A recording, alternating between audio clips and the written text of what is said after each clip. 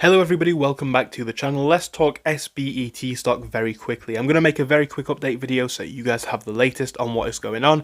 If you do enjoy these quick no-nonsense videos, make sure to please leave a like and subscribe. It does help me out a lot. Anyway, now I've said all of that, let's jump straight in and get straight to the context of this. But as always, remember, I am not a financial advisor. Now, this stock is looking very interesting to me here for a number of reasons. Up today by 1.6%, not really noteworthy. However, this does add to a trend in the past 5 days, which has been green. Go to the lows up to where we are now and we're up 13%. The past month is still red, but as you see those lows coming in the high $14 range, you're now asking the question of, are we seeing this reversal? And again, I think things to a degree are lining up nicely for this. What you've got to consider is the trend that we've seen over the past 6 months here. Stock is still ultimately up big since, May into where we are now. If you look at those jumps from late May to now, you are looking at gains of 420%. The most impressive thing about this entire stock at the moment is that we're able to hold on to these new levels. So the fact that we are beginning to establish some levels of support here is not bad at all.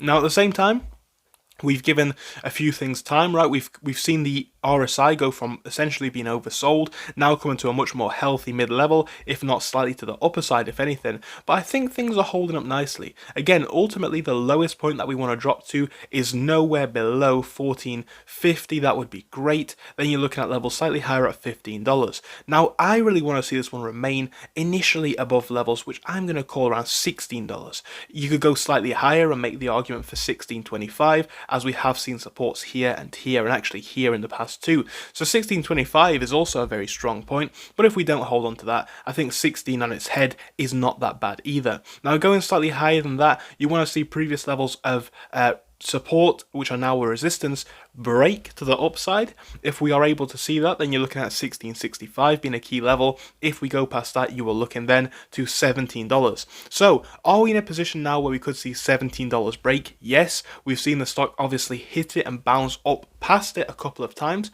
However, we're just not able for some reason to maintain those or that level of growth up there. So a lot is to play for in the next couple of days. This is going to be a very interesting stock to watch. I'm paying a lot of attention to where this one is moving at the minute. I think things are looking very interesting. And again, zoom out a little bit, you could begin to start to make that argument for a breakout. But I think for this to happen, we're going to need to initially break 17, 17.20 and stay above there. That's just my opinions on it, guys. You guys can, of course, make your own. If you enjoyed this short video, please do make sure to leave a like in it and subscribe. It does help me out a lot. And I hope I'll see you again in a future episode. Goodbye for now.